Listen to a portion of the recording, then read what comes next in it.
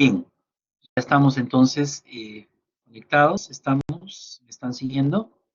Vamos a ver entonces lo que nos resta de la parte de lo que hoy nos convoca sobre el proceso terapéutico estándar.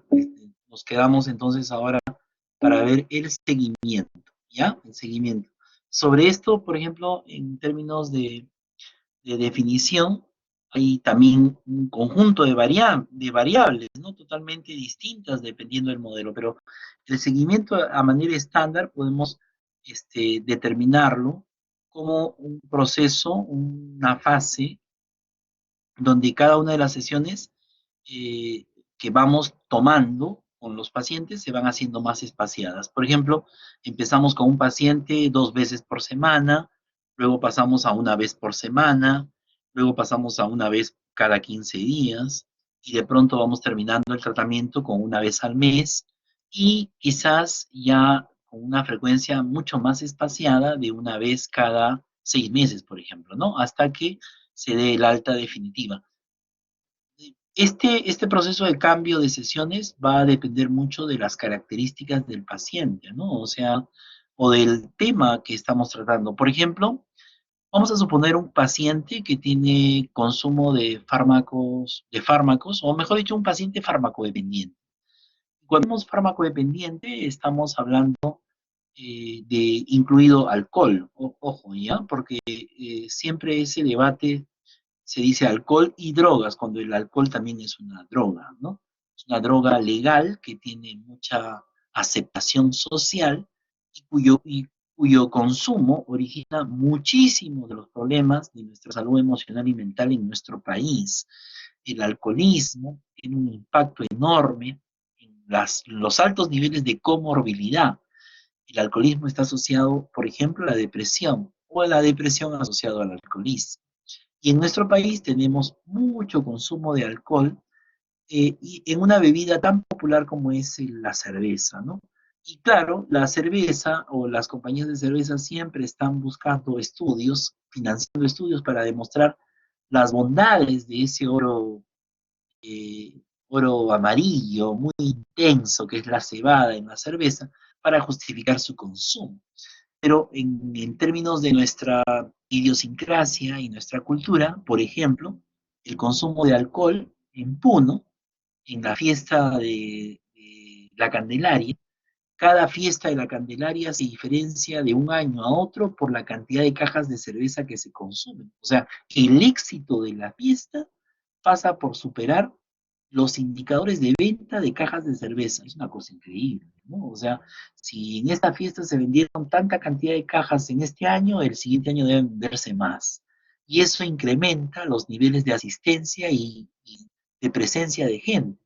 Dicho sea de paso, la fiesta de la Candelaria, por si acaso, es una fiesta muy bonita, que ya tiene una envergadura internacional, pero lastimosamente no hemos sabido pues darle esa proyección como por ejemplo puede ser la fiesta del Carnaval de Río, ¿no? O la fiesta de otros países que saben muy bien utilizar sus costumbres en ese sentido. Pero entonces, definitivamente, cuando vemos un paciente en términos de su continuidad de las sesiones espaciadas, no es lo mismo tratar pues un paciente farmacodependiente cuyo proceso de sanación, si cabe el término, requiere de un tiempo de diagnóstico, perdón, de abstinencia, según los estándares. Yo recuerdo que eran 5 años. Corríjame si alguien tiene otro estándar. Yo recuerdo que en mis cursos de formación de farmacodependencia, cuando estábamos estudiando estos aspectos muy importantes de pacientes que son consumidores, recuerdo que el paciente para salir de alta necesitaba 5 años de abstinencia. ¡Wow! Eso era impresionante, ¿no? O sea, 5 años en limpio, como dicen, ¿no? Y las recaídas podían darse en cualquier momento de ese proceso, lo cual obligaba a que nuevamente se inicie el proceso de contabilización de la abstinencia, lo cual en algunos pacientes se volvía un círculo perverso, dramático, duro, complejo, y nunca terminaban de curarse, ¿no? Entonces, las sesiones de seguimiento van a diferir en muchos casos dependiendo de los niveles diagnósticos que algunos pacientes por características y particularidades pueden tener, ¿no?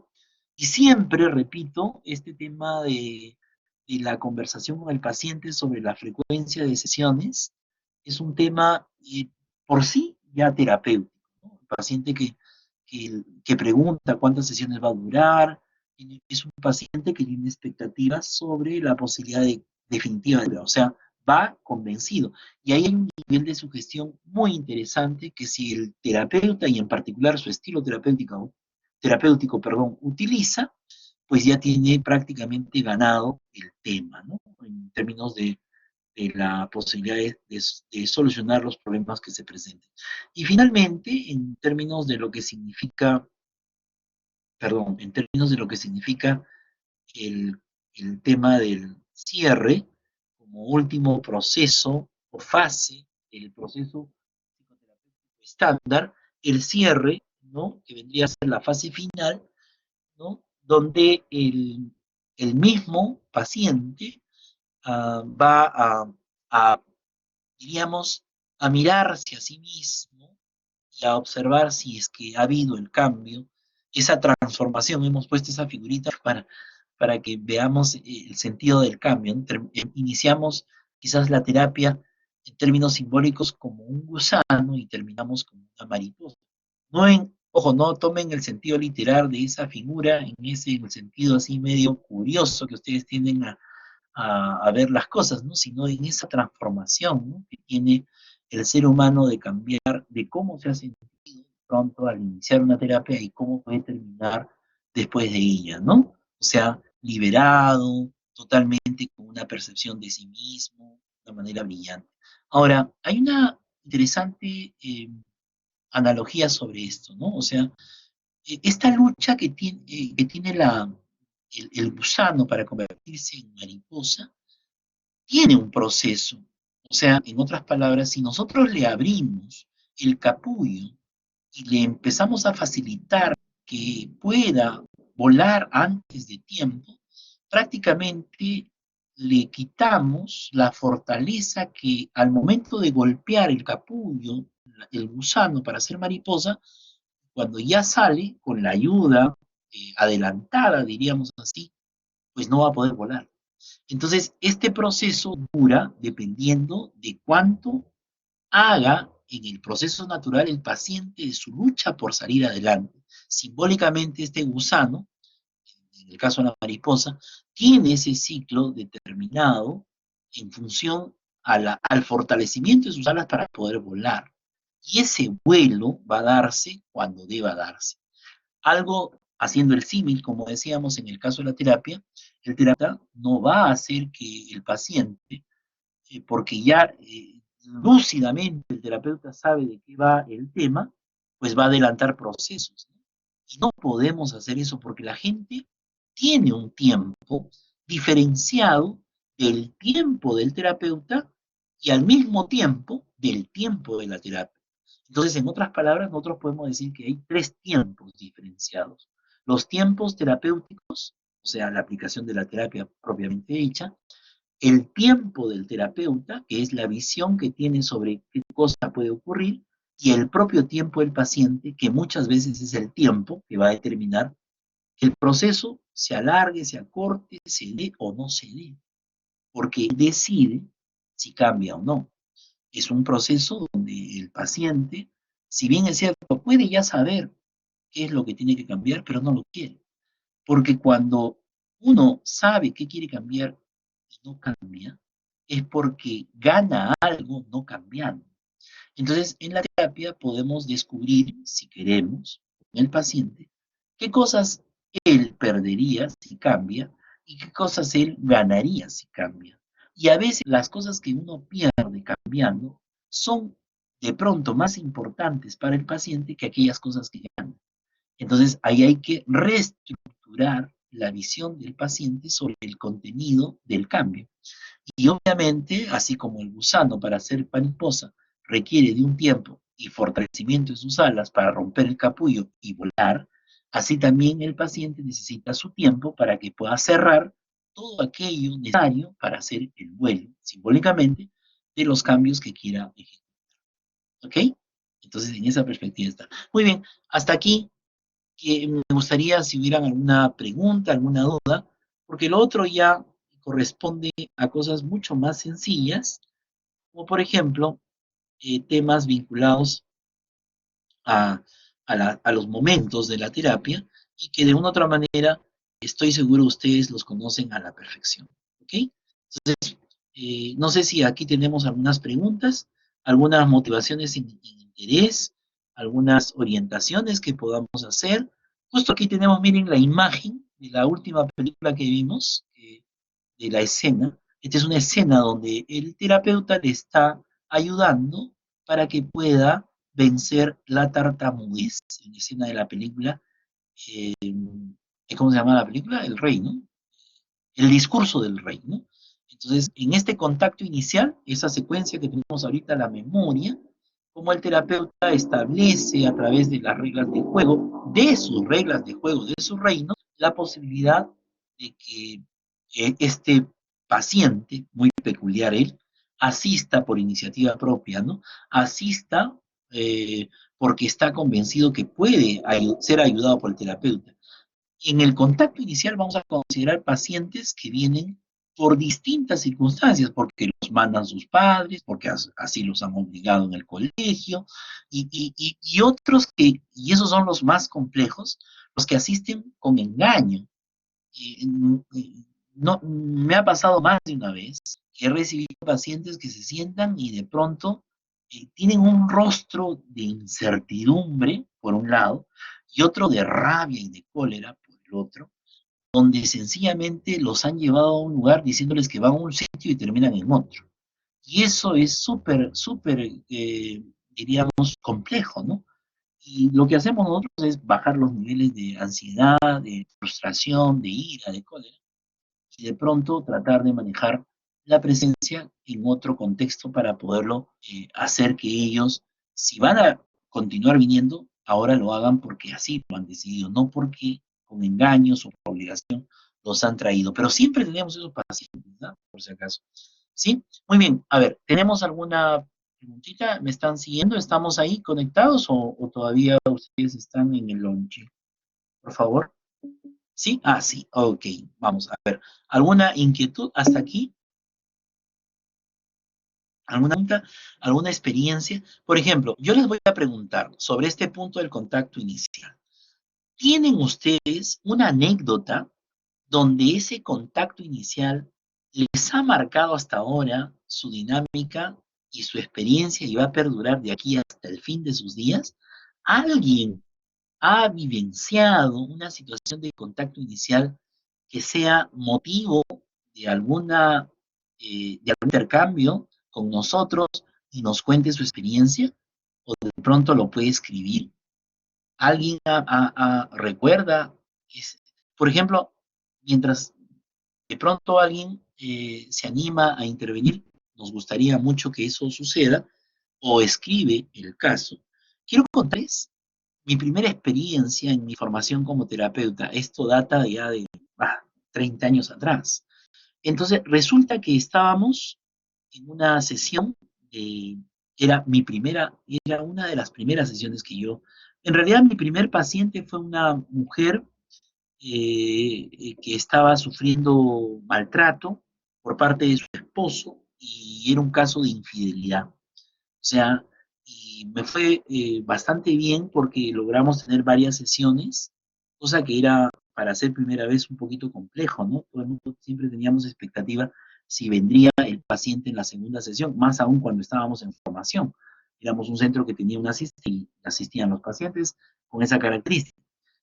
Pero hubo otro pacientito que fue justamente en la sesión, en el contacto inicial, que es una experiencia que no, nunca olvido, ¿no? O sea, el niño había intentado hacerse daño, ¿no? O sea, los padres lo llevan a terapia porque el niño se había cortado. Lo que ahora le llaman, pues, en términos comerciales, ¿cómo le dicen cuando ahora se cortan y se hacen estos tatuajes de dolor marcados por sus frustraciones y el no ser escuchados? Tiene un nombre muy peculiar, ¿no? Que es parte de la moda esta de ponerle nombres a todas las cosas, ¿no? Como diría Michel Foucault, la palabra crea la cosa, ¿no? Entonces, cutting, ahí está, ¿ya ven? ¿Ya ven? Entonces yo hago estas preguntas para ver si me están siguiendo. Muy bien. Cutting. En esa época, pues, no se llamaba así. Cutting. Dicho sea de paso, ¿alguien me puede explicar qué significa cutting? Traducción, exactamente. O sea, cutting es una palabra, es como, por ejemplo, cuando dicen el self, ¿no? ¿Sí? El self, el sí mismo, o cuando usamos la palabra, pues, handicap, ¿no? O sea, en fin, ¿qué significa cutting en términos de traducción? Exacto. ¿Saben? Vayan buscando Google, señor Google, consultas, por favor, rápido, el primero que tiene un punto para su práctica calificada. Así que así vamos a todo el mundo para ahí está. ¿No se escucha? ¿Se escucha abajo? A ver, perdón. Yo estoy que aquí un poco más. ¿Se escucha bajito? Ahora, por favor, ahora sí, ahora sí. ¿No se escucha? Hola, estamos ahorita. Ahora sí, ya, mejor, gracias. Sí, qué pena, la verdad que estoy muy penado porque hemos tenido un poquito de fallas con el tema. Debo confesarles que incluso yo tengo un equipo de sonido bastante grande, una caja de sonido, pero no se adapta a la modalidad de mi equipo de computadora. Entonces voy a tratar de solucionar eso para mejorar el audio. Todo lo que hacemos para que mejoren las cosas. Bueno, la Matori, ¿qué es eso? Problemas, ya, los problemas de la red. Sí, qué pena, la verdad me da mucha pena, qué pena, la verdad. Si estuviéramos ahí en el espacio en vivo, sería una cosa espectacular. Bueno, esperemos que eso pueda ser lo más pronto posible. Chicos, les pregunté qué significa la palabra cutting, o sea, en español, en perfecto español y no en quechua, pajarito de camayecta masincuna. ¿Qué cosa significa cutting? ¿Nadie? ¿Alguien lo tiene? ¿Se me fueron otra vez? No sean malos, por favor, no me dejen. No, no. Autolesionarse. Muy bien, Kaori, Alicia, gracias. Entonces, les comento este caso. Espero que ahora sí me esté dejando escuchar y espero que esté llegando bien el audio. Resulta que este paciente era un niño de aproximadamente 10 a 11 años, había ingresado al baño de su casa y se había, con una Gillette, que era la máquina de afeitar de su padre, se había infligido cortes en ambos brazos. Entonces estábamos en la sesión con la familia, estaban los padres, los hermanos y el niño. Entonces había que preguntar la gravedad con la cual estas lesiones se habían producido. Entonces tenemos que ver la forma de ver las heridas sin pecar de morbo y menos aún sin hacerlo sentir al niño como una suerte ya me imagino cuántas veces le habrán pedido que vean las lesiones, con ese tremendo sentimiento de culpa que puede tener el niño respecto al hecho de qué cosas no le habrán dicho sobre el cárcel y todos esos discursos que a veces nosotros sin darnos cuenta podemos darle a alguien y en vez de ayudarlo podemos hacerlo sentir mucho mal, mucho peor de lo que ya se siente, ¿no? Entonces, la verdad que exactamente no recuerdo qué le dije, ¿no? Pero me demoré casi como 20 minutos para pedirle que me enseñara su brazo. Y en esa conversación, exactamente no les digo, no me acuerdo qué le dije, pero sí me recuerdo que demoré, hablé, es más, me acerqué, lo miré y tengo la imagen de lo que pasó. A mi costado estaba la coterapeuta, porque era mención terapeuta y coterapeuta. Yo era el terapeuta, mi compañera era la coterapeuta, al frente estaba toda la familia y le pedí al niño que se sentara junto a mí y empecé a conversar y empecé a decirle porque tenía que mostrarme las heridas. Y pasaron en esa conversación con él, así generando confianza, un espacio de casi 20 minutos de la sesión.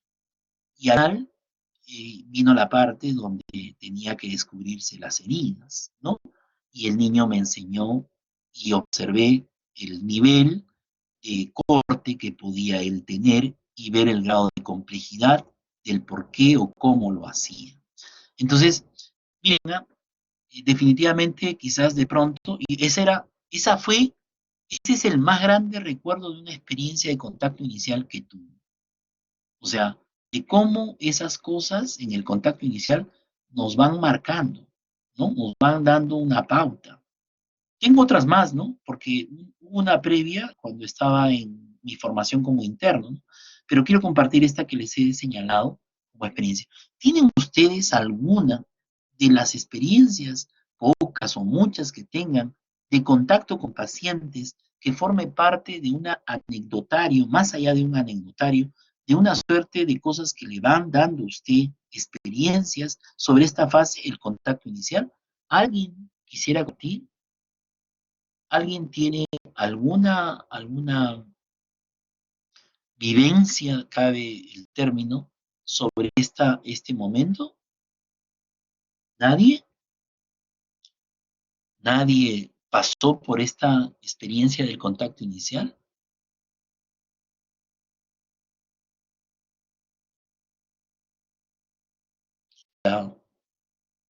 ¿Sí? Me parece ser que sí, el tema, a ver, no tienen, no, bueno, ya, ok, no se preocupen, pero van a ver, cuando ustedes empiecen a atender pacientes, es una cosa impresionante, como quien dice, esa posibilidad inicial de escuchar a alguien y de pronto nos refriega en la cara el no saber qué hacer, porque es algo natural cuando estamos en formación.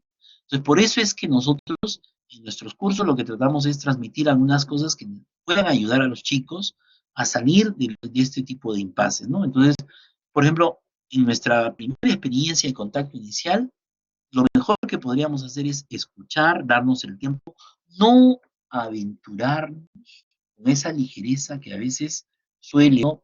Pensando que hacemos un bien, de pronto podemos hacer un gran mal, ¿no? Entonces, así que mejor es la prudencia, bastante tino, y mucha capacidad de escucha. ¿Se acuerdan el caso que planteó el maestro Seguín que les conté la semana pasada? ¿Se acuerdan? ¿Se acuerdan cuando él, por ejemplo, atendió a un paciente y vino una vez y vino una tercera vez y él enojado le dijo que no tenía nada en el corazón y que no le vaya a quitar su tiempo y días después ese paciente se suicida?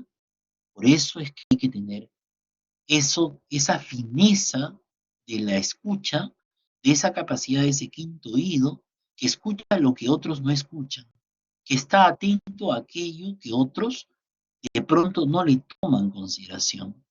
Y toda esa capacidad que tiene el terapeuta, se me viene ahorita a la memoria la escena donde creo que era la asistenta social que atendía al Guasón, ¿se acuerdan de la película última del Guasón?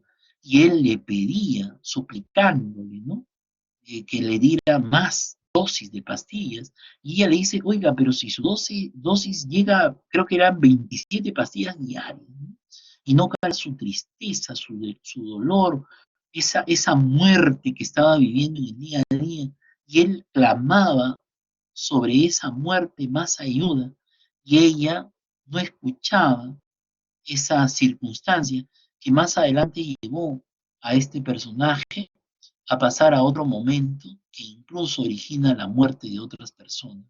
Miren, a veces en ese contacto inicial tenemos que tener esa finura para distinguir la gravedad de una demanda, de una consulta, de un paciente en su dolor, en su pena, en su tristeza, que son, desde mi modesto punto de vista, los pacientes más complicados, ¿no? Los pacientes que vienen con un cuadro depresivo escondido, los pacientes que vienen con una situación ya muy de pronto, hasta incluso inmanejable, ¿no? Que requiere muchísima habilidad para evitar que puedan suicidarse, lo cual es una de las cosas más difíciles que podemos tener en la terapia, ¿no? Cuando un paciente podría llegar a esta situación, ¿no? Y en una sociedad como la nuestra y un país tan folclórico como el nuestro, definitivamente la pita se rompe por el lado más delgado, ¿no? Y obviamente lo que puede suceder es, detrás de la muerte, del suicidio de alguien, la investigación apunta al terapeuta. ¿No? O sea, que hizo y viene aquí, que no tenía tal cosa, que aquí, que allá, cuando hay un conjunto de factores que de una u otra manera no estamos tratando de disculpar lo que puede haber hecho por exceso o por déficit el terapeuta, pero hay situaciones en las cuales son muy complejas, ¿no? Cuando, por ejemplo, miren, cuando, por ejemplo, José María Arguedas, uno de los más grandes escritores de nuestro mismo en el Perú, toma la decisión de suicidarse, eh, en la oficina donde él trabajaba en la Universidad Agraria, en la Universidad de La Molina, se encierra y con su escopeta introduce el cañón de la escopeta en su boca y tira del gatillo para quitarse la vida y por desgracia falla y no muere. Y inmediatamente es asistido y llevado al hospital y un tipo que quería con la muerte calmar su dolor, o sea, quitar su pena, termina 3, creo que hasta 4 días hospitalizado con los con esta situación de no poder morir, ¿no? Con este intento, diríamos, fallido por 3, 4 días, hasta que el tercer o cuarto día recién muere. O sea, cómo se prolonga el dolor de aquel que sufre, incluso en este proceso de intentar suicidarse y no lo logra. Y es una situación muy, muy complicada, ¿no? Entonces, ahí diríamos que este contacto inicial tiene una importancia en esta disyuntiva futura de pacientes muy complejos. Lo planteo para que lo tengan muy en cuenta y lo puedan tener mucho cuidado cuando se presenta un tipo de pacientes de esta envergadura. Lo segundo, recuerdan que estábamos hablando el tema de las notas, ¿se acuerdan? Comentamos un poquito sobre este aspecto. Entonces, aquí los pacientes tienen una peculiaridad. Hay muchos de ellos que no quieren que se tomen notas, tienen una serie, no necesariamente sentimientos paranoicos, sino que como que se sienten que no son escuchados, ¿no? Me dice Valerie, profesor, pero ¿qué sucede que por más terapias y herramientas que le dé uno al paciente sigue con la idea suicida? Mira, en esos casos necesitamos un paciente que tiene ideación suicida tiene que tener seguimiento médico, número uno. Y número dos, tiene que ser internado, porque necesitamos preservar su vida, ¿no? Ojo, sí, de hecho, cuando tenemos un paciente depresivo, tenemos que trabajar con interconsulta, una de dos, o pedimos que asista a un psiquiatra o él asiste porque el psiquiatra también le pide que tenga asistencia psicoterapéutica. Entonces, tiene que haber una farmacopedia de por medio, o sea, un tratamiento farmacológico. Y si hay, como dice Valerie, una situación de una idea suicida recurrente, necesitamos prever esa situación. Y una de las cosas es justamente el internamiento. Por eso a mí se me escarapela el cuerpo cuando graciosamente mucha gente en su muro de esto que es las redes sociales empiezan a decir, si tienes un sentimiento de depresión, escríbeme que yo te estoy escuchando. Yo la verdad, cuando leo esas cosas, no sé, me da mucho más miedo de lo que ponen que lo que, entonces, de la intención, ¿no? Entonces, yo no creo que les doy mi punto de vista de lo más sincero. Uno, conociendo muchas veces estas cosas, incluso es muy cuidadoso sobre estas cosas y no podría ser tan gratuito decir, llámame, yo te apoyo, yo te escucho. Oiga, esa es cosa seria. El suicidio es cosa seria. Y voy a hacer una sincera confesión, no sé si esa será la situación de otros terapeutas, pero para mí me queda absolutamente claro. Yo creo que el más grande temor, al menos para mí, en terapia es que un paciente se suicide, ¿no? Y claro, una lectura así ligera de cualquiera, que busca siempre al culpable, Ah, no estás preparado, que eres un tal por cual. Claro, porque de esos existen muchos, muchos sabiondos hay, ¿no? Muchos sabiondos que saben todo, pero no saben nada. Entonces, yo creo que un terapeuta que no hace contacto con sus propios miedos y reconoce las posibilidades que hay pacientes que son muy difíciles de manejar y que no debe ser muy cuidado, corre el riesgo de cometer serios errores. Ese tema es un tema muy complicado, ¿no? Muy complicado, ¿no? Dice que las personas que van a suicidar empiezan a regalar sus cosas. Eh, ¿Así? Ah, mire, yo no sabía eso. No, no, no, desconozco eso. La verdad que me va a disculpar Lorena, no sabía. Y le puedo preguntar, aquí, ¿cómo es eso? A ver, no, deme más elementos. No se me ocurre nada. Cuando usted, una Miss mencionó, ah, ya, ok, ya, yo no sabría, yo no podría, no me atrevo a juzgar eso, no sé, no se me ocurre nada, ¿no? Y ya, sí, yo lo entiendo, está perfecto. Yo lo que sí me atrevería a decir que aquel que se va a suicidar no lo propone, ni lo dice. O sea, los suicidas, por lo general, no lo expresan de manera manifiesta. O sea, los que dicen me quiero matar son los que menos se quieren matar. Los que, los que en silencio asisten y nunca manifiestan cosas vinculadas a ellos son los que más peligro tienen, ¿no? Por ejemplo, ¿no? Sí, el silencio es peligrosísimo. El silencio de un suicida es un indicador, ¿no? De la gravedad de su depresión. Ojo, el suicida no se va a proclamar suicida, ¿no? Por ejemplo, miren, en el caso que les he referenciado, en el caso este literario, y pongo ejemplo porque es un caso público, ¿no? Y porque se conoce en la historia y forma parte de nuestra tradición histórica, ¿no?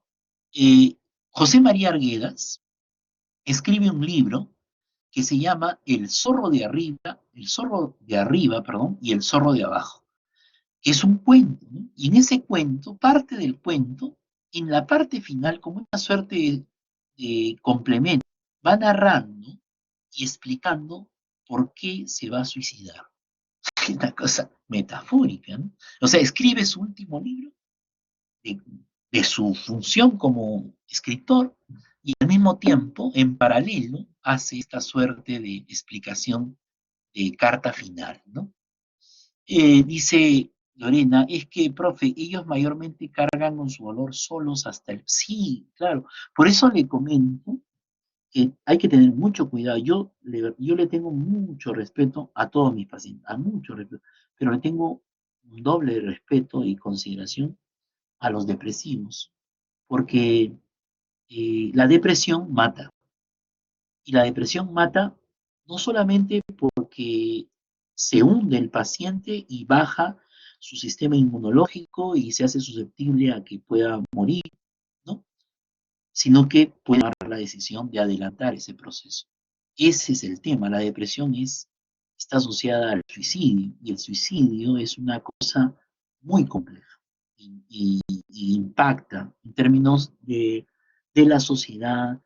No es suficiente decir, ¡ay, qué pena! ¿No? O sea, deberíamos tener una política seria sobre el tema, una política pública de salud sobre el tema de la prevención del suicidio, ¿no? Y debemos hacer un estudio mucho más serio al respecto, ¿no? Valerie me dice, me parece que siempre resaltaba la mala suerte que tenía al ser mitad indígena. Sí, eso sí, Valerie. Sí, claro, Arguedas sufría, como diría Rafael en esa hermosa canción, en carne viva, Arguedas sufría ese dolor, ¿no? De ser mitad blanco, mitad indígena. Y él sufría desde su lado más indígena, ¿no? De esa consideración que le tenía la sociedad por ser medio blanco cuando él en realidad era un indígena. Y eso, agregado a ello, una serie de cosas que tenía por la naturaleza, por el tema de su propio contexto, y en fin, agudizaron su situación y lo llevó a esa fatídica decisión. Por ejemplo, no sé si ustedes ayúdenme en esto y sería interesante que alguien, después de esto que voy a comentar, lo averigüe y lo corrobore, ¿no? La tragedia de los 27 años, creo que es así, 27 años, donde hay una constante de gente muy talentosa que a los 27 años se suicida, ¿no? Por ejemplo, ahí están los cantantes, no sé si es 27 años, disculpen, creo que es 27 años, ahí están estos famosos cantantes, este muchacho, no quiero pronunciar su nombre porque nunca sé cómo se llama, Kurt Cobain, creo que es, o sea, Nirvana, ¿sí? Y así por el estilo, varios. Kurt Cobain, ok. ¿A qué edad murió? ¿Pueden corroborar a qué edad murió? Y a la edad que murió él, hay varios que han muerto a esa edad. O sea, creo que es la crisis de los 27. Algunos le llaman, yo no tengo información sobre eso, pero si lo pueden ustedes averiguar, excelente.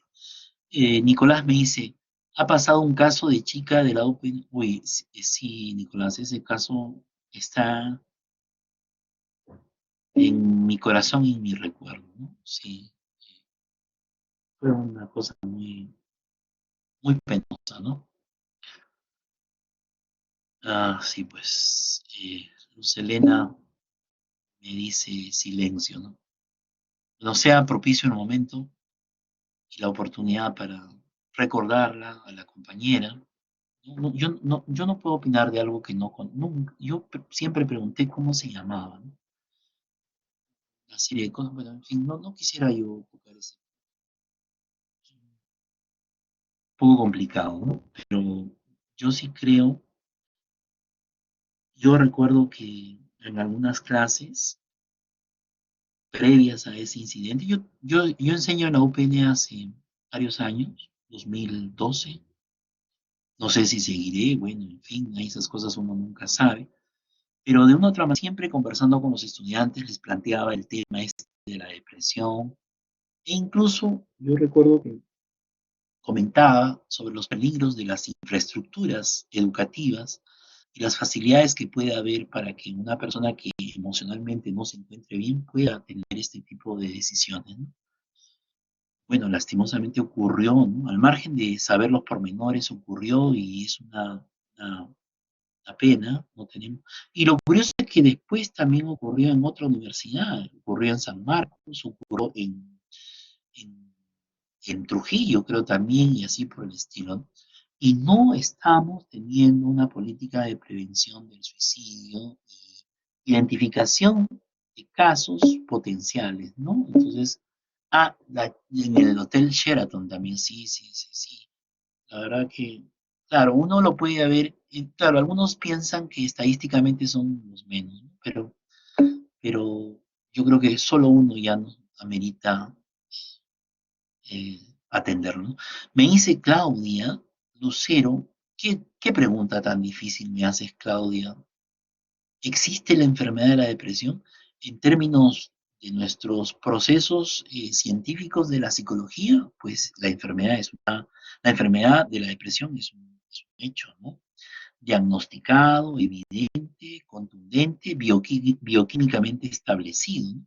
Cuando se reducen nuestros niveles de serotonina, en marcada notoriedad, pues entramos en un proceso de tristeza y si esto se agudiza, entramos a una fase distímica y luego a un proceso de depresión profunda.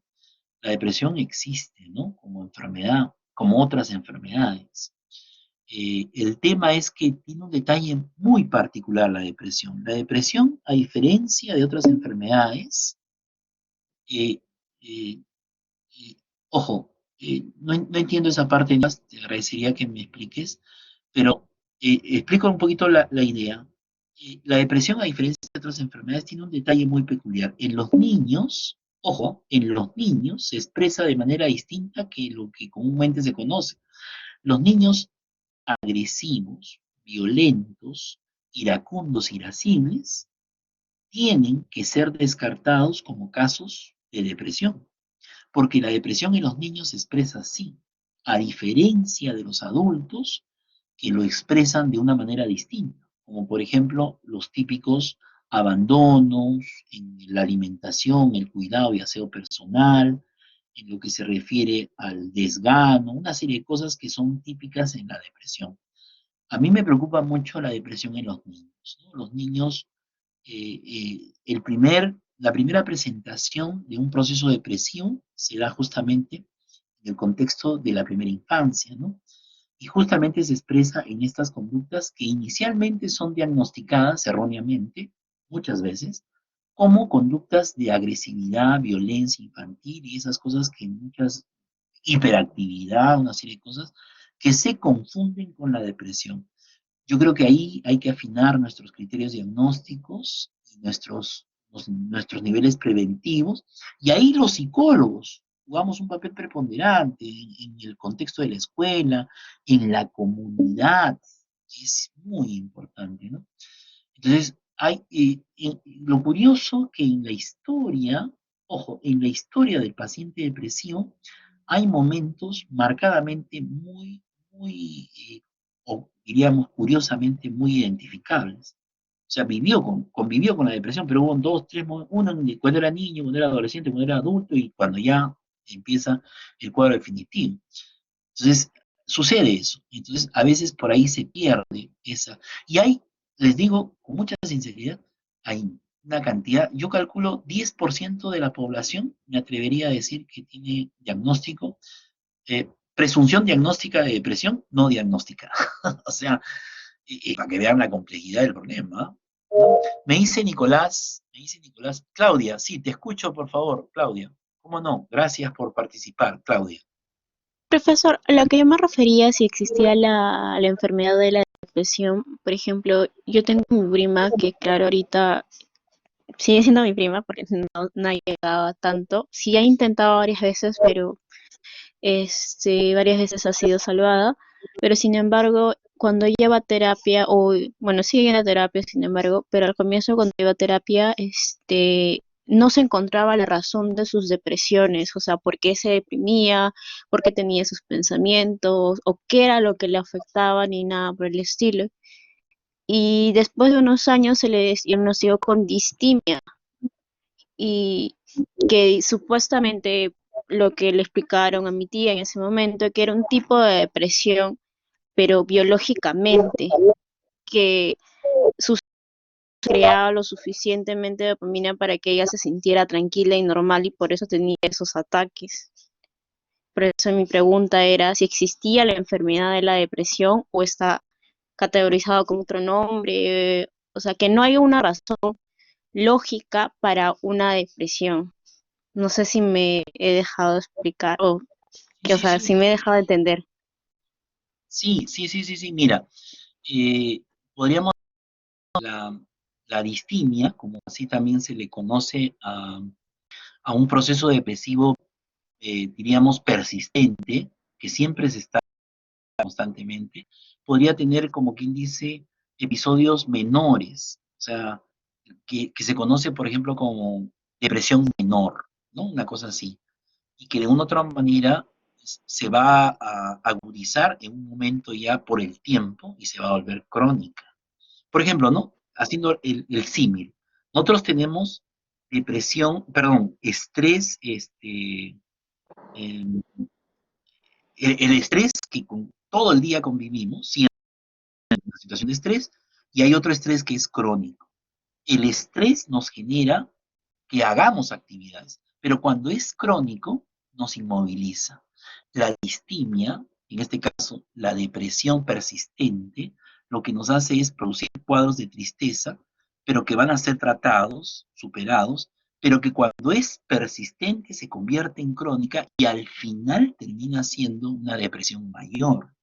Entonces, en el caso, por ejemplo, de tu prima, estas tristezas que se pueden vivir por episodios específicos, por ejemplo, pérdida de un animalito, de un cachorrito, de una mascota que tú tienes, podría llevarte a un cuadro de distimia, una tristeza, y que sumado a ello, constantes pérdidas de otras cosas, que el desaprobar un curso, el perder un enamorado, el perder un familiar. En este contexto actual, las situaciones de pérdida que vamos teniendo nos puede llevar a situaciones de depresión. Y si no sabemos manejarlas, nos pueden presentar un caso mucho más grave, ¿no es cierto? La, el trastorno depresivo persistente, o sea, la distimia, no es tan grave como la depresión mayor, pero no quiere decir que no le pongamos atención. Yo creo que cuando hacemos esas distinciones, por ejemplo, ¿no? Igual que en el estrés, ¿no? El estrés severo, ay, no me acordé su nombre, el estrés severo y el estrés crónico, pues todos tenemos estrés severo, pero cuando no lo podemos manejar y ya nos ha superado, nos se convierte en crónico. Y cuando ya es crónico, nos inmoviliza. La distimia, o sea, el trastorno depresivo persistente, cuando siempre está y se puede tratar y se supera, tarde o temprano va a terminar en una depresión mayor, querramos o no. Porque definitivamente, cuando estamos deprimidos, podríamos estar en una situación leve, moderada o grave. Por ejemplo, ¿no? Miren, en estas circunstancias actuales, el enterarnos nada más de la pérdida de un ser querido, sea cual fuere el ser querido, ¿ok? Entonces, qué va a ocasionar en nosotros? Una tristeza. Y a veces esa tristeza va a aparecer asociada sustancias que antes fueron guardadas y si se van haciendo tipo bolita de nieve y al final terminan en desencadenar en una situación mayor que nos hace sentir que estamos prácticamente sin poderla manejar. Entonces, los episodios se van sumando. Y si hay una disposición, por ejemplo, en el caso de la depresión, hay un 50% de factor hereditario. O sea, si papá, mamá son depresivos, tenemos 50% de nosotros de ser depresivos. ¿Ok? Entonces, hay factores en la depresión, como en todas las enfermedades mentales, que juegan un papel preponderante. Por ejemplo, cuando nosotros, en el caso de los pacientes que nacen con una alteración genética, hay probabilidades de que se dé como probabilidades que no se dé. En el caso, por ejemplo, del síndrome de Down, en términos genéticos, es una lotería que podamos tener un hijo con síndrome de Down. Como también es una lotería el tener un chico que tenga habilidades diferentes en el caso particular del autismo. Pero en el caso de depresión, por ejemplo, ya no es una lotería, ya es una cuestión estadísticamente estudiada, por una probabilidad estadística marcadamente significativa. Si mi padre o mi madre son depresivos, 50% de posibilidades existe que yo también lo sea.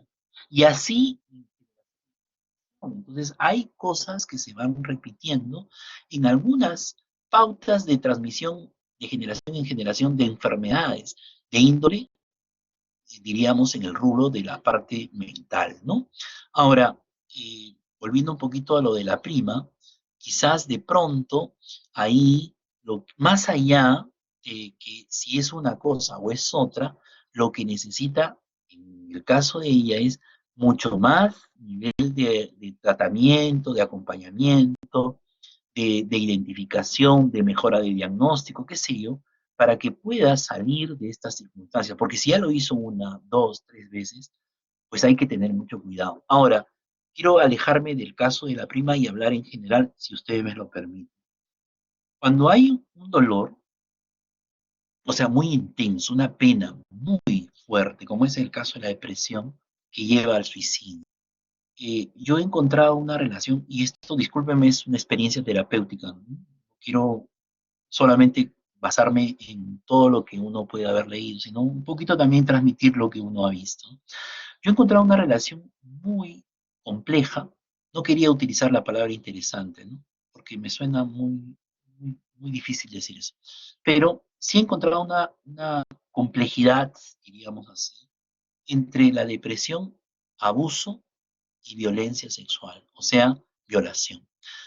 Y me explico.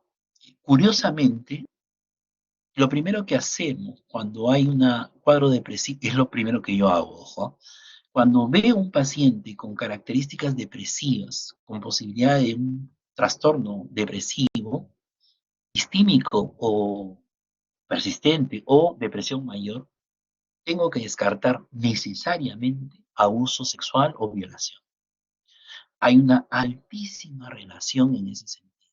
En otras palabras, si viene un paciente triste, lloroso, quejumbroso, con una suerte de la habilidad emocional marcada, lo primero que hago es distinguir. Claro, ojo, me tomo mi tiempo por si acaso. Si es la primera sesión, no lo voy a decir. Si ha tenido, sería totalmente impertinente de mi parte que en la primera sesión yo explore antecedentes de tocamiento indebido o violación. Y entonces hay que ser muy, muy respetuosos de los, insisto, por favor, quisiera que eso quede muy claro, de los tiempos del paciente. Mi tiempo terapéutico es que escucho eso a la primera sesión y mi hipótesis es descartar tocamiento indebido, abuso sexual, maltrato, violencia o violación. Esa es mi hipótesis. Pero esa hipótesis va a trabajarse en varias sesiones.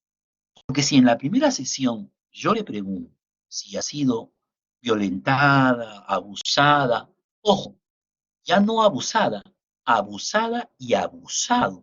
Porque ahora quiero en ese sentido señalarles que ya no es que el paciente viene por violación siendo mujer. Ahora ya asiste el paciente hombre también abusado de niño, o sea, violentado sexualmente. Y eso me ha llevado a mí a tener mucho cuidado con la depresión, mucho respeto al dolor y el sufrimiento de los pacientes, y más allá de estas diferenciaciones que los manuales psiquiátricos tienden a hacer, ellos, con todo el respeto que me merecen, y de hecho, claro, tienen toda la razón, apuntan a etiquetar a las personas. Y en la terapia nosotros no estamos para etiquetar a las personas, sino para ayudar a que salgan de ese dolor. Entonces hay cosas que uno va escuchando en la terapia, va aprendiendo, y pues obviamente tiene que tener los tiempos para plantearlas, ¿no? Entonces, he encontrado una altísima relación entre depresión, abuso sexual, tocamiento indebido y sexual, violación, en casos de depresión. Muchísima relación, muchísimo, en hombres y mujeres, ¿no? Entonces, es lo que yo he hallado en mi consulta terapéutica, ¿no? Y creo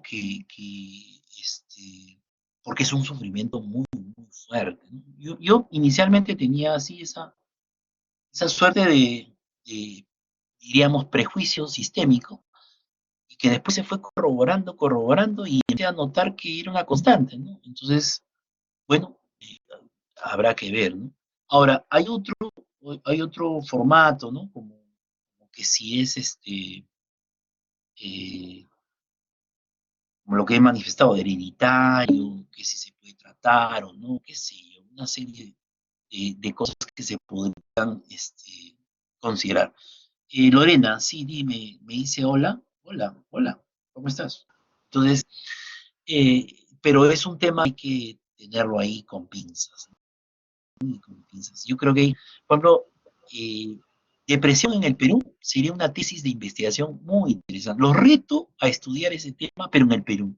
O sea, ¿cuáles son los indicadores? Ah, qué lástima. Sí, no te preocupes. Creo que todos estamos teniendo ese problema de internet. ¿No escucha? ¿No me estoy dejando escuchar, chicos? ¿Se me ha ido el audio? Ojalá que esté grabando todo bien. ¿Sí se escucha? Sí, sí, ya. Entonces, algunos deben ser un problema individual. Pero miren, la verdad que pena, me da mucha pena que esto de la conectividad esté fallando a algunos, ¿ya? Su silencio me da mucho, a mí también me preocupa mucho, pero creo que... escucho ahí, alguien que quiere intervenir, sí, ¿la escucho? Está con Sí, el hermanito. profesor, tenía ¿Sí? una consulta, bueno, más de consulta, no, digamos No, que una aclaración. pregunta, una pregunta. Por un tema de tarea, teníamos que también tener un paciente, y todo, que fue en psicología clínica. Entonces, resulta que mi paciente, también casi al mismo, digamos que problema que la compañera dice de su prima, también no le encontraban una razón a su depresión. Entonces, Por lo que ella había preguntado, podría también tratarse de una depresión, dijeron que podría ser una depresión endógena. Estuve investigando, digamos que muy poco, pero se daba en personas, digamos que ya era una depresión interna, cuando sus niveles de esta hormona de la felicidad bajaban. Serotonina. Serotonina, exacto, y automáticamente ya los ponía, o sea, los volvía ya muy, digamos que tristes, cabizbajos, ¿no? Entonces, no sé si de repente usted ha escuchado de esa depresión o si podría darme un poco más de alcance. Sí, la depresión endógena es la que se crea dentro de nuestro cerebro, ¿no? Sin necesidad de un factor externo. O sea, es como que, diríamos así como que una suerte de falla de fábrica, ¿no? Por decir, no quiero ser ofensivo ni nada, pero para que podamos entender esta complejidad de la depresión. La depresión exógena, en cambio, es el evento que podemos, en este momento yo puedo estar mil pilas, ¿no? Y tengo una noticia que me quiebra, pues, ¿no? Que me quiebra, que me desubica, ¿no? Es un hecho externo que me va a obligar a tener una respuesta emocional vinculada al dolor humano, el dolor de la pérdida de un ser querido, de una persona que uno ama, del trabajo, ¿no? Perder el trabajo, perder dinero, ser víctima de un asalto, son circunstancias externas que nos pueden llevar, acontecimientos externos, ¿no? Que nos pueden a tener una depresión exógena, ¿ok? En cambio, la depresión endógena, diríamos así, es algo que ya viene con nosotros, está dentro de nosotros, ¿no? O sea, se crea en nuestro cerebro, ¿no? Es, yo diría, por ejemplo, que en el caso particular de lo que señalamos, Arguedas, él tenía una depresión endógena, ¿no? Endógena, y él se dice, ¿no? El paciente se siente como que ese privilegio de ser blanco siendo indígena, es ese privilegio de tener cultura versus sus hermanos del Ande, tan humildes como él, no tener esa posibilidad. Entonces, él no se sentía digno de esta condición. No sé si ustedes han visto la película, espero que sí, famosa de Tom Hanks, cuando va buscando al soldado Ryan, en busca del soldado Ryan.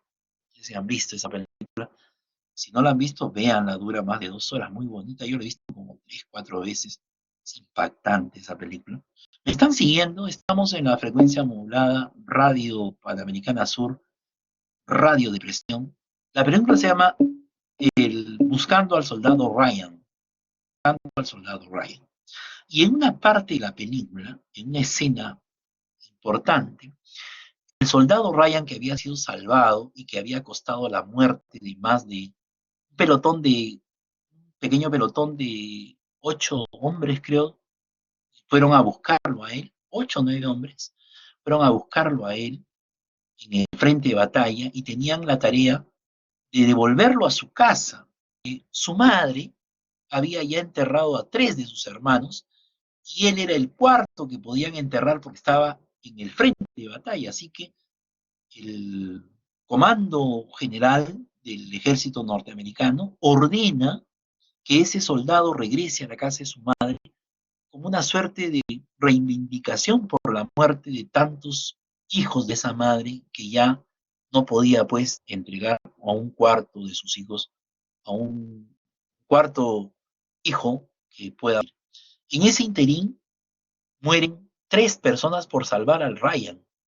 Y al final, el último que muere, que es el capitán que encabeza ese pelotón, le dice a Ryan lo siguiente, le dice, que sea digno, que haga algo, que se gane este hecho de haber sido salvado y de que hayan muerto 3 hombres, incluido él. Entonces, el tipo vive con esa sensación toda su vida. Y al momento de regresar a rendir los honores, ya cuando él estaba de edad, ya era viejo, abuelo, le pregunta a su mujer y le dice, ¿no? Si él había sido un buen hombre, si era digno, si en realidad había merecido vivir, si tenía sentido estar donde estaba. Entonces, este hombre tenía ese sentimiento de culpa, de pena, de tragedia humana. Quizás, ojo, él vivía en términos endógenos muy bien, pero en términos exógenos, ojo, en términos exógenos, o sea, en términos externos, lo que vivió le significó tener una depresión, porque estaba llevando a cuestas la muerte de 3 hombres por salvarlo a él. Y entonces cuando él ya llega a la vejez, que es un momento donde pues la susceptibilidad de la depresión se encariña con uno, entonces él empezó a cuestionarse si había sido digno de haber vivido como vivió y si había honrado la vida de esos 3 hombres siendo lo que era. Entonces ahí estaba en un cuadro de depresivo, pero depresión no endógena, sino exógena, ¿no? Producto de las circunstancias de los eventos, ¿ok? En cambio, por ejemplo, otros autores o otros, a mí me fascina el tema de la depresión, me gusta mucho, no porque sea masoquista ni nada por eso, sino porque creo, el sufrimiento humano es la esencia de lo que es el ser terapeuta, ¿no? Nos interesa para poder ayudar. Y curiosamente he visto casos en la historia, no casos directos, porque no hemos tenido la suerte de tener personajes históricos de los que voy a referenciar, pero la depresión, por ejemplo, está asociada a la escritura. Curiosamente, los más grandes escritores han tenido cuadros depresivos, ¿no? Hemingway, por ejemplo, era un personaje que vivió un tiempo aquí en Piura, creó una literatura muy interesante y que seguro algunos de ustedes que son del norte conocen las historias de Hemingway. El Lobo del Mar, por ejemplo, es un libro de Hemingway.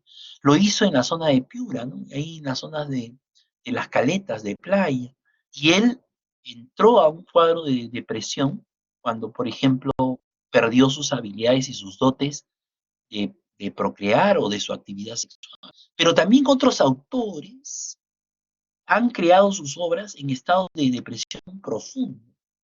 La escritora de Harry Potter, ayúdenme con su nombre, se me fue, que es la que escribe los libros de esa saga de películas que ustedes han visto, estoy seguro, y son fans, algunos, claro, no todos, ¿no? Y otros que han leído los libros. Ella escribe, J.K. Rowling, así es. Ella escribe Harry Potter en uno de los estados depresivos más profundos donde se encontraba, porque no tenía posibilidades de salir adelante, había tenido una serie de problemas. Entonces, escribe esta circunstancia en un estado depresivo. Y así, si ustedes analizan las historias de las canciones, de aquellos que han compuesto cosas, la depresión es el momento en el cual te ilumina para escribir, decir cosas maravillosas. Es una cosa paradójica. Es una cosa paradójica que el depresivo ame tanto la vida y al mismo tiempo la quiera perder. Es una cosa que llámenle como le llamen, hay que seguir estudiando la depresión, ¿no? Entonces yo no creo saber nada de la depresión. Yo creo que, o mejor dicho, ¿no? Yo creo que no sabemos mucho de la depresión. Y ahora en este escenario, como lo señalaban algunos compañeros, donde estamos viviendo una situación muy difícil producto del COVID, pues vamos a tener patologías marcadamente importantes que ya estamos ahorita atendiendo, por ejemplo, la ansiedad, el pánico, el trastorno obsesivo compulsivo, la depresión como la vedette de todos los trastornos mentales que se están dando, y el síndrome de la cabaña, o sea, el hecho de sentirse bien para algunos al no salir y tener miedo, qué sé yo, no sé. Entonces, todas estas patologías van a ser eh, parte del escenario post pandemia que ya vamos a iniciar, espero pronto, y que ya estamos viviendo en el transcurso de este proceso, donde la demanda de la salud mental y en particular, por otro lado, la demanda de la salud emocional, tiene un papel preponderante en la psicoterapia, ¿no? La psicoterapia tiene en ese sentido, me duela decirlo, no creo sentirme bien al respecto, tiene en este momento pues un escenario de mucha potencialidad, ¿no? Porque la demanda es fuerte, el dolor humano en determinadas circunstancias, en tantas circunstancias, ¿no? Unos porque se les ha privado de su libertad y otros porque en realidad descubrieron que nunca eran libres, ¿no? Y así por el estilo, ¿no? El dolor, el sufrimiento, la ansiedad, el miedo, el pánico, las compulsiones, en fin, todo lo que vendría a ser los sentimientos de pérdida. Miren, es curioso, ¿no? Incluso los casos están vinculados a que una persona que quiere a otra que ahora no se ven. ¿Cómo sufren, Dios mío? ¿Cómo siente uno el dolor al escuchar al paciente que cuenta su dolor? Porque no puede ver a su pareja, porque están aislados, porque están prohibidos, porque su papá no le deja, en fin, y otros que en secreto se veían y que ahora obviamente no se pueden ver porque es un secreto, porque ellos inspiraron ese vals, este secreto que tienes conmigo, nadie lo sabrá, no, nadie lo sabrá, aún cuando exista pandemia. Entonces, definitivamente esas cosas son muy complicadas, ¿no? Entonces, miren, tenemos un campo muy interesante. Los reto a que ustedes piensen, reformulen muchas cosas que estamos observando, que tengan en consideración estos puntos que yo se los planteo con mucho respeto, mucha consideración. En principio, se los digo con toda sinceridad, en principio a mi experiencia terapéutica, a mis pacientes, al dolor y sufrimiento de mis pacientes, y también la perspectiva de mirar la psicoterapia desde una mirada, valga la redundancia, nueva, ¿no? Distinta, más humana, más, más en la necesidad de mirar otras cosas y no solamente lo que nos dicen. Yo siempre, me disculpo, pero siempre he sido de pronto algo irreverente con algunos conocimientos y cuestionador algunas cosas, pero eso no significa que no acepte la ciencia ni nada por el estilo, todo lo contrario. Pero creo que hay cosas que todavía faltan responder, faltan atender, faltan investigar. Y ustedes que están en ese proceso, en ese hermoso proceso, en esa edad privilegiada, ¿no?, de poder descubrir otras cosas, pues los invito, los invoco, les convoco a que empiecen a investigar eso, a que no se queden en lo que decimos, en lo que planteamos, en lo que dicen los libros, y traten de cambiar el escenario que nos está planteando el nuevo contexto en el mundo, nos invita a reflexionar de todo aquello que sabemos, porque lo que nos está pasando nos debe plantear nuevas estrategias para evitar el dolor y el sufrimiento humano, y nos debe pues plantear muchos cuestionamientos a las cosas que estamos viviendo. Entonces, en ese sentido, yo los invito a que hagan esa reflexión. Perdonen que me haya excedido en el tiempo en esa reflexión, pero creo que era necesario y meritorio señalarlo, ¿no? Porque justamente una de las partes que nosotros consideramos claves es las preguntas. ¿Qué pregunto yo para que mi paciente diga, para mí, un indicador de que estamos caminando bien? Cuando hacemos una pregunta y formulamos una, diríamos así, un cuestionamiento, el paciente dice lo primero, ¿no? Lo que dice es, y yo indico, y es un indicador para mí, estoy seguro que también para ustedes les ha pasado, lo primero que dice un paciente es como una suerte de estándar, dice lo siguiente: qué buena pregunta, ¿no? O sea, cuando en la cita que tenemos con el paciente le hacemos una pregunta y el paciente agarra y lo primero que contesta porque está desubicado es, qué buena pregunta, nosotros entonces nos estamos evaluando que vamos por buen camino. Si el paciente luego nos dice lo siguiente, no lo había pensado así, entonces también vemos que nuestras preguntas tienen profundo sentido. Entonces, preguntar, quisiera que esta clase nunca la olviden por esta palabra. Preguntar es la clave de la terapia. O sea, en otras palabras, la primera intervención, la primera consulta, el paciente tiene que irse con preguntas que nunca escuchó, que lo inviten a regresar, que justamente eso haga que tenga sentido asistir a terapia, porque el terapeuta le ha preguntado cosas que antes quizás no le preguntaron. Lo primero que hace una persona cuando va a terapia es empezar seguro me va a preguntar lo mismo que preguntan todos.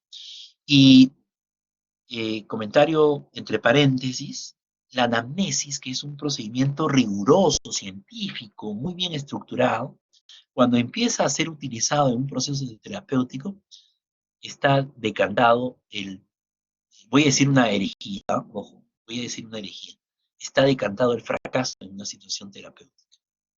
Porque el anamnesis es un proceso psicológico, a una intervención prediagnóstica, ¿no? Y ahí viene el tema, ¿no? Hay gente que dice, sin diagnóstico no puede haber terapia, ¿no? Claro, eso es válido y totalmente certero. Pero los pacientes que vienen por sufrimiento quieren el orden de su dolor atendido, no el orden de los procesos científicos para cubrir papeles. En otras palabras, cuando un paciente viene a mi consulta y quiere que no se le interrumpa, perdón, para contar su historia, yo no le voy a contar, señor, un ratito, por favor, primero tengo que hacer datos de filiación. Señor, ¿cómo nació y cómo fue su embarazo de su mamá? Dios mío, jamás volverá. Quisiera que se entienda eso en su contexto. No sé si estoy siendo claro, no sé si de pronto me sé explicar, pero qué importante las preguntas iniciales. Miren, ¿ah?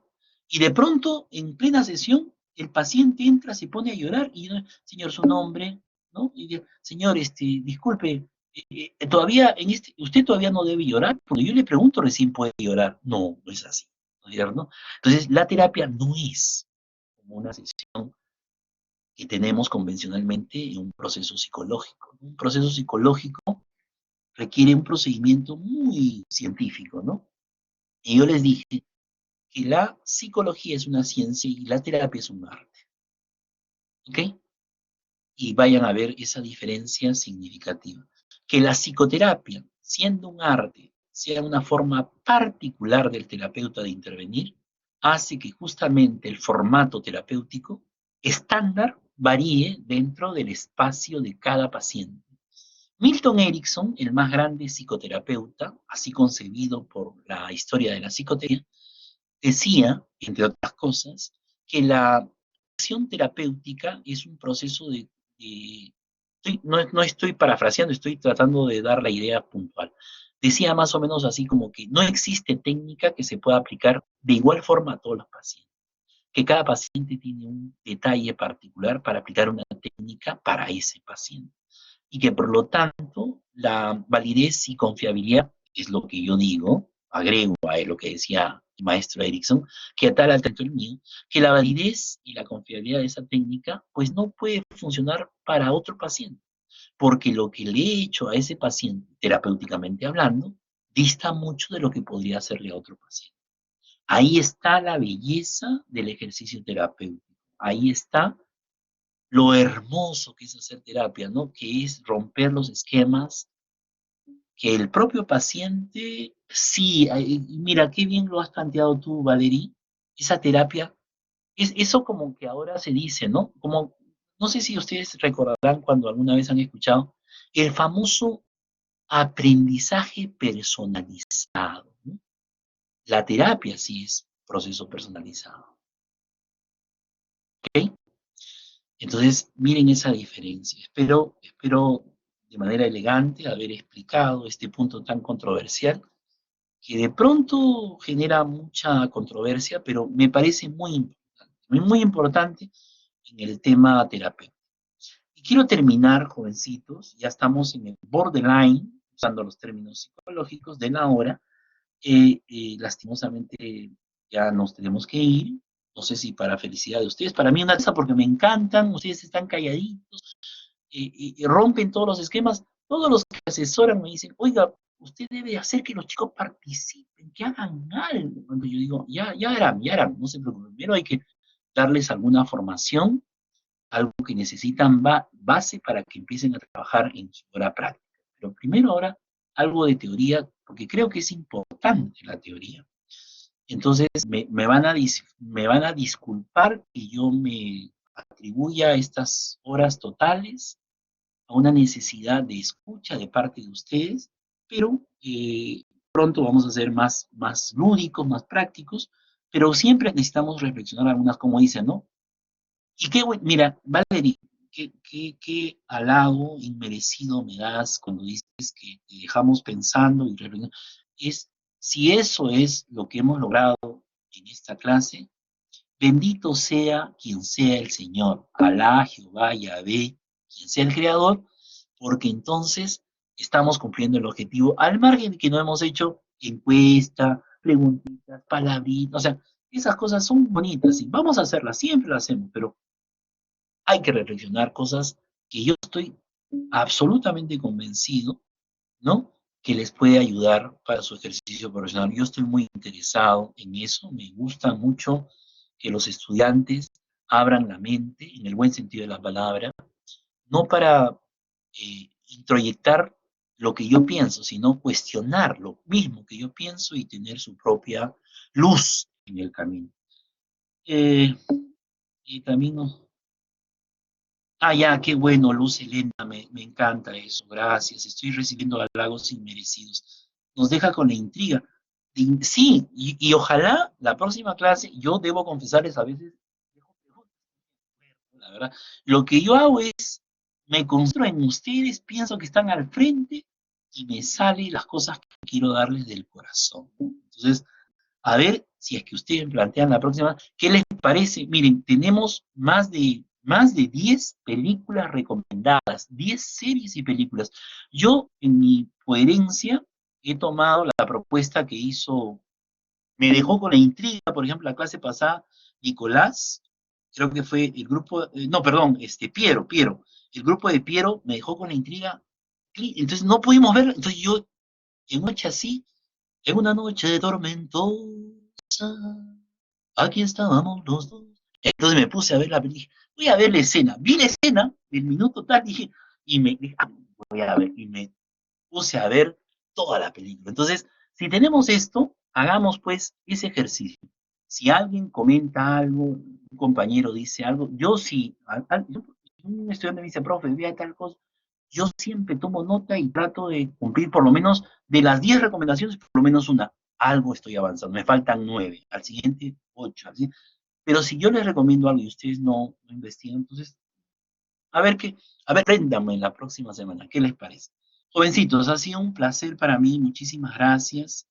Un abrazo fuerte, inmunizador, cargado de optimismo, ilusión y alegría, para que esta primavera sea la mejor y con la fuerza de nuestro optimismo vamos a hacer que este virus se vaya bien lejos, se vaya a otra galaxia, porque aquí no lo queremos. Y que pronto estemos pues recuperando la posibilidad de regresar a nuestras clases y ahí en nuestros encuentros del frente, ¿no? Vamos a ver. Ya, miren, facilito, vamos a hacer un examen bien facilito. Lean pues, lean esa lectura que les he mandado del libro, no se vayan a olvidar, ¿ya? Y la próxima semana hacemos la evaluación y continuamos con el tema muy bonito, muy científico, claro está, pero muy controversial también, que es sobre las evidencias, ¿no? Las terapias basadas en evidencias. Ese es el tema que vamos a tratar la próxima semana. Averigüen un poquito qué cosa es una evidencia, cuáles son las terapias que tienen respuesta científica, qué terapias están prácticamente ajenas a los procesos científicos y qué puede hacer en ese punto medio de búsqueda, ¿no? De información. Bien, chicos, ha sido un placer, muchísimas gracias, los dejo. Hasta la próxima semana y me despido con mi clásica despedida, ya saben, eso es todo, eso es todo, eso es todo, eso es todo, amigos, nos vemos la próxima semana. Gracias a ustedes, muy amables. Buen día, en lo que resta del día, buena tarde, buena noche, mejor madrugada para mañana. No hay tarea, ahorita no. La tarea va a ser que ustedes investiguen algo más sobre el tema de evidencias, ¿ya? Entonces, y estudien el tema del libro que hemos dejado, el PDF, evaluación, ¿ok? T1, sí, la próxima ya estamos ya, hoy día es semana 3, ¿no? Sí, ya la próxima semana es, y qué bárbaro, ya, un mes en caso, que es increíble, la cosa es increíble. Bueno, en fin, ya está, muy bien. Bien, chicos, nos vemos, cuídense, ¿ya? Un abrazo fuerte para ustedes, para sus familias, para que nos vaya a todos bien. Ok, gracias. Gracias, Catalina. Gracias, Nicolás, Piero, Hilarín, Marina, Xiomara, Katia, Sleni, Xiomara, a todos un abrazo fuerte, nos vemos, bye.